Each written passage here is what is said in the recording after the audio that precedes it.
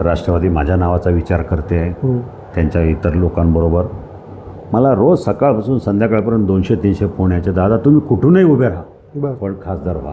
इकडनं उडी मारली तिकडं गेलो आहे, ओलांट उडी मारली असातला भाग नाही ना. माझ्या मूळ पक्षाचा नेता मला सांगतो की तुम्ही तिथं जा, माझी तयारी आहे.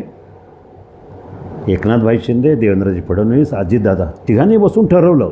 4 निवडणुकांमध्ये आणि आत्ताच्या निवडणूक मोठा फरक जो आहे, ज्या 4 निवडणुका तुम्ही राष्ट्रवादीच्या विरोधात लढल्या, त्या राष्ट्रवादीच्या आज तुम्ही उमेदवार आहात, हे मतदारांना कन्व्हिन्स होतं आहे का? हे बघा, महाराष्ट्रातली जनता, माझे मायबाप, मतदार हे सुज्ञ आहेत.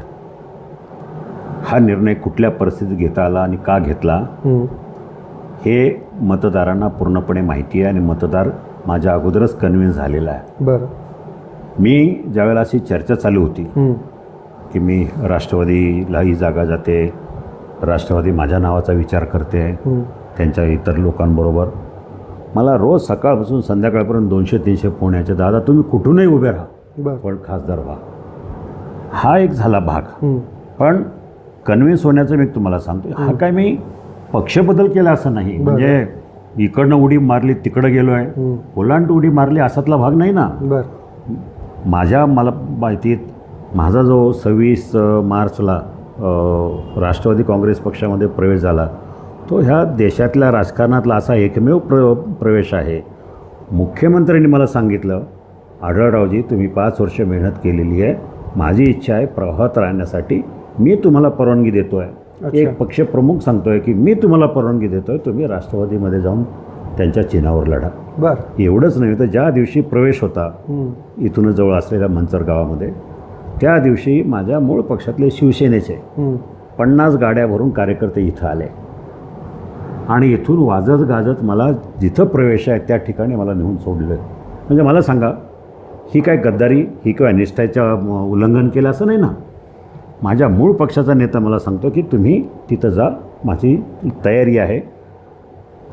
एकनाथभाई शिंदे, देवेंद्रजी फडणवीस, अजितदादा तिघांनी बसून ठरवलं की मी सहमतीचा उमेदवार आहे आणि महायुती आहे. हा काय इकडची बाउंड्री उचलून तिकडे गेलो असं नाही ना.